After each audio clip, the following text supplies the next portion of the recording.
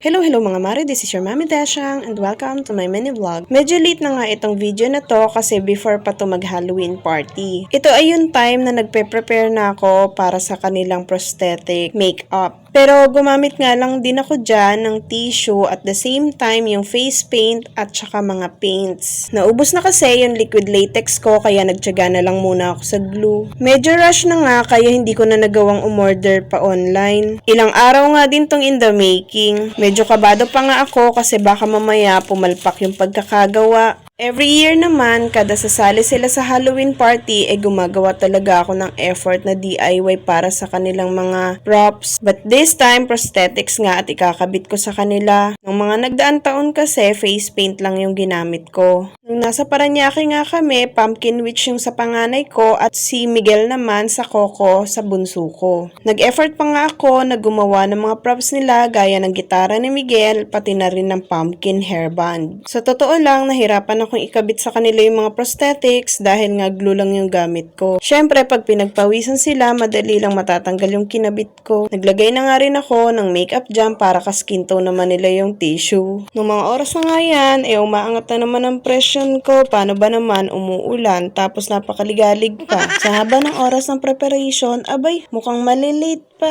Nagmamadali nga ako kasi pagkatapos naman nila ay may mga aayusan pa nga akong mga bata, which is mga friends nila dahil mga anak nga din ng friends ko.